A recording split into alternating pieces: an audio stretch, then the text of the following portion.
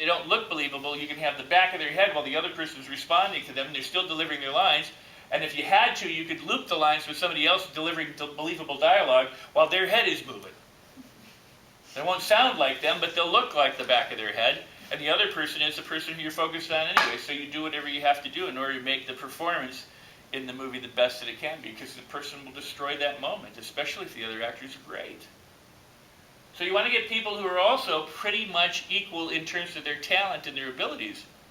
If somebody's really raw and doesn't know, and somebody's really experienced and really great, then the one is going to just completely outshine the other, and that's why casting directors tend to look at resumes at a certain point to make sure that these people can handle what they're being called on to do. And especially in Hollywood, where every minute is money. So you have them do the scene. You might have them do it once or twice, and then you say, thank you very much. We'll let you know. You never say, yes, you got it. No, you didn't. You just say, thank you very much. You can always say, if you get the part, you'll be called. If you don't get the part, you won't hear from us, because we can't call everybody. You can put that out, officially, and let people know. And always be very, very respectful, because the actor that you blow off today may be the one you need to work with tomorrow, and could be the one that's actually just got for some reason a meteoric career path. What else? What else? What do you want to know?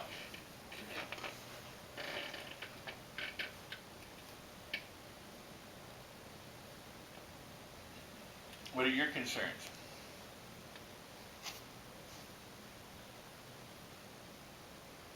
What else did you have on the agenda? I was going to go through how we were going to go through our process and stuff, yeah. Let me finish this. That is, you oftentimes will have callbacks, meaning you've selected the best actors, from your acting pool, and you have callbacks, and now they're going to read or they're going to test, meaning you're going to put them together with another actor to see what their chemistry is like, because that's the other thing you as a director want to look at. You got this great guy and this great girl, but boy, when they're in the camera together, they just don't do anything for anyone. Alone, they're fantastic, but together, there's just the chemistry isn't right. So, you may end up, again, I got to keep in mind that you may end up with 3 people for each part. You may not have, like in Hollywood, you may not get 100 people per role where you got a lot of choices, because this isn't Hollywood. But the idea is the same. So now you do a read with the actors, and you go, oh, well, these people have chemistry, so it wasn't my first choice, but boy, on screen, they just together are dynamite. And how do they work separately now? Are they still as powerful? These are all the kinds of things you have to kind of go through, and you decide what's most important and how you get all the performances up. Once after you've done your callbacks, and there could be, with the Screen Actors Guild, at a certain point, if you're calling back and calling back and calling back, the actors get paid.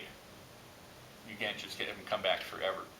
But here, since you're probably dealing non-union anyway, you call them back once or twice, you set your cast, and then you have a table read.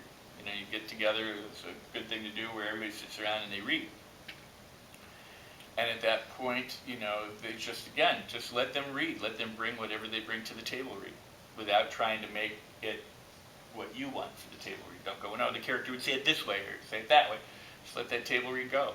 Because again, you may end up with some magic that you never expected that you would ever get.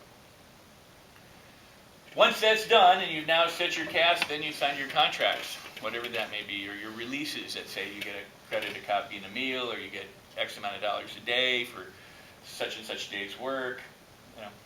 That's your legal department, whatever that may be. Yes. So, who's all read the script? I've read most of it. Okay. The script has, as far as casting goes, we have a kind of special need for one of our characters. What is that need? That's a little different than most films that we're filming. You talking about the child? Yes. I was wondering if you could go through some of the differences maybe, or complications with casting and filming with child actors. If they're good, they steal your movie. All actors say don't work with kids or dogs, or animals, because they will steal the show, which is a good thing. If that's, can be a really good thing, because it can be your cute meter goes cling like that, and everybody's like, whoa, this is touching. But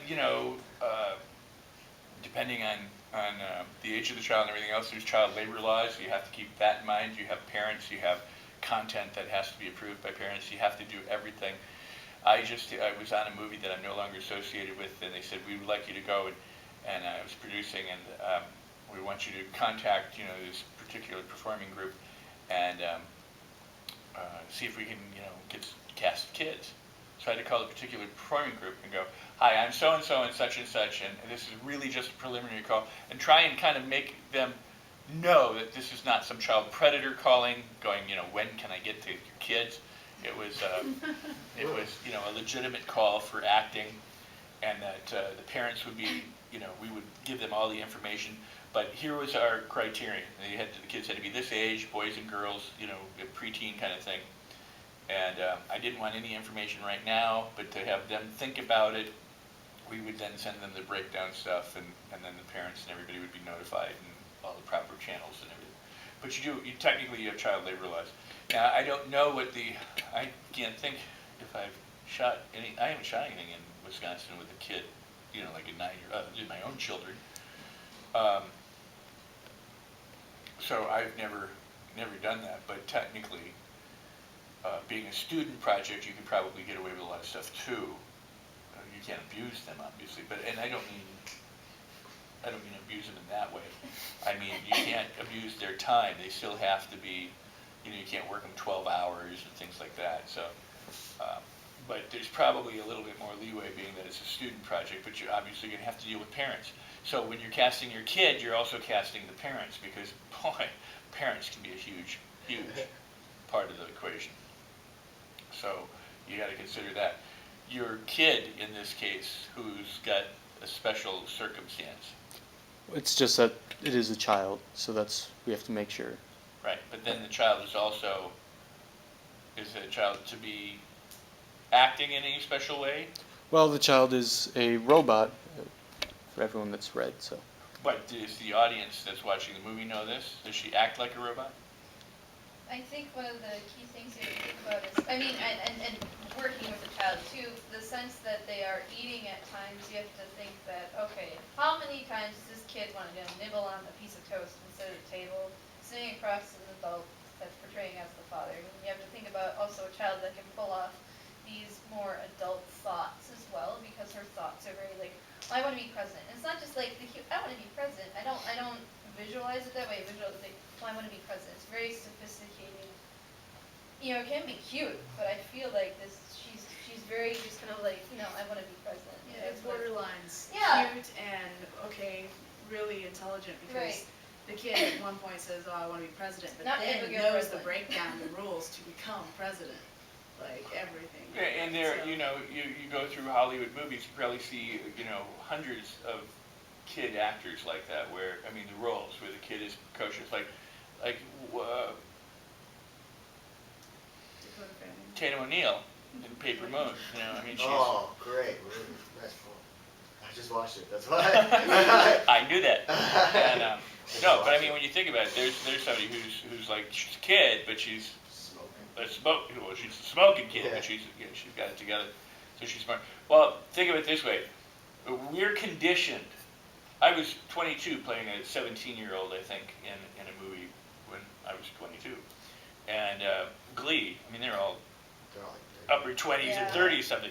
Even Miley Cyrus's brother is like 30-some years old. In the show, whatever, Hannah Montana or whatever it was like 30 years old, and so we're somewhat conditioned. You can, in Hollywood, it accommodates an age range, especially if the reunion, they would say we want an 18 and above person to play a 15, 16, 17-year-old. So if you've got somebody who can put them in pigtails or something, make them look younger. In this case, I don't know how old your girl is, but say she's 9 or 10 or 12. 7. She's 7. Well, if you find a 10-year-old who can play 7, you got a better crack at it, because now she is old.